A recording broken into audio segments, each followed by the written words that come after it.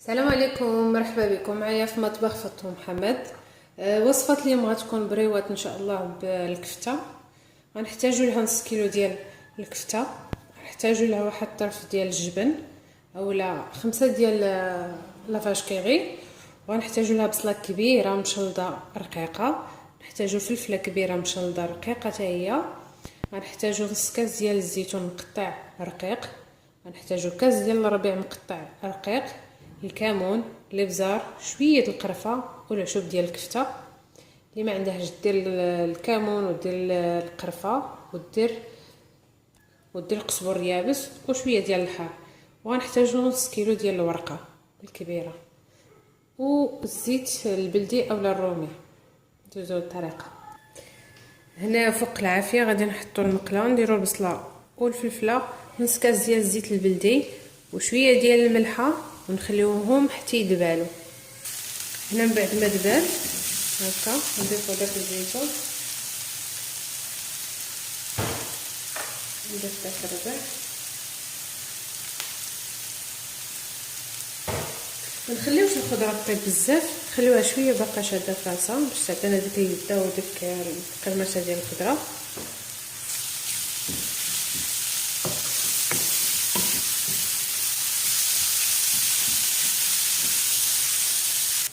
من بعد نضيفوا هذيك الكفته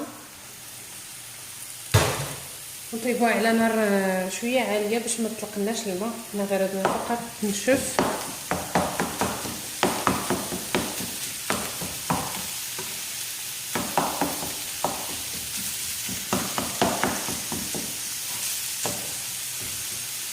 نديرو شويه ديال القرفه 4 معالق، نديرو شويه ديال الكمون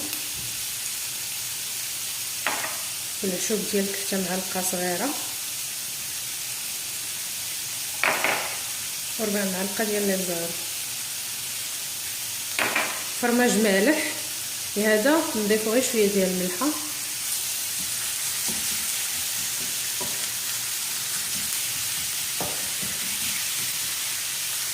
هنا من بعد ما طابت الكفته ها هي اخر حاجه غنضيفو داك الفرماج ونخليوه حتى كيذوب.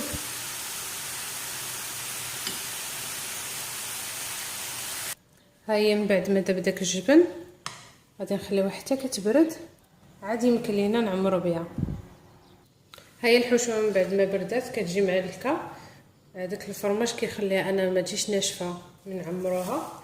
الورقه قسمتها على 6، الورقه الكبيره قسمتها على 6 وحيدت ليها هاد لي كوتي هادو باش تجيني متساويه. وانا هاد البراوات هادو غادي نديروهم صغار، ما غاديش نديرهم كبار. كما شفتوا انا سرحت الورقه وعمرتها باش نربح الوقت، وهاد الطريقه هذه احسن. وكالعاده غادي نجمعوها سهله. شوف هاد اليسار،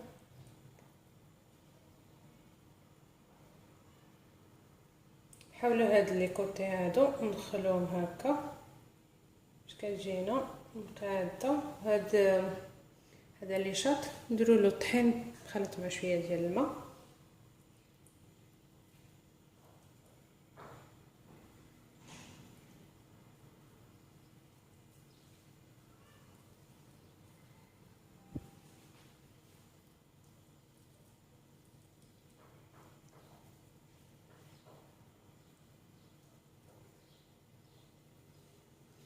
ما ندهنوهمش لان انا ديجا الورقه شريتها مدهونه وهما كيتقلوا في الزيت، واللي ما بغاش تقليهم في الزيت ندهنهم وندخلهم الفران حتى كتسالي. هنا فقط هاد لي كوتي هادو فيما ندور خاصني ندخلهم هكا باش تفاديا من نقليهم ما يخرج لياش الحشو هكا.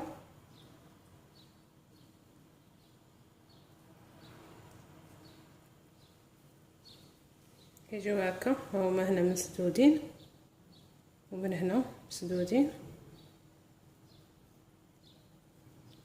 صافي. وهذه كندخلوها هنايا من بعد ما كندهنوها بداك الطحين صافي. البريوات من بعد ما ساليناهم انا غادي نكونجيليهم وشويه غادي نقليه باش نوريكم كيفاش جاو. بالنسبه لنص كيلو ديال الورقه ونص كيلو ديال الكفته كيخرج لينا 60 حبه بهذا الشكل هذا، بهذا الحجم هذا 60 حبه.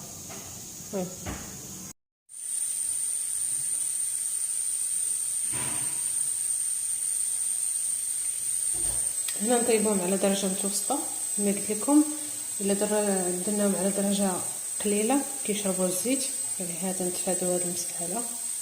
هما بريوات ديال الكفته وجدوا، قليت غير شويه والباقي درتو في الكونجيلاتور لوقت الاستعمال، ونجبد الكميه اللي بغيت نخليها تطلق ميم با واحد نص ساعه ونقليها.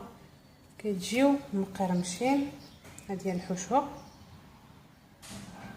نتمنى تنال اعجابكم وتجربوهم ان شاء الله. الى اللقاء.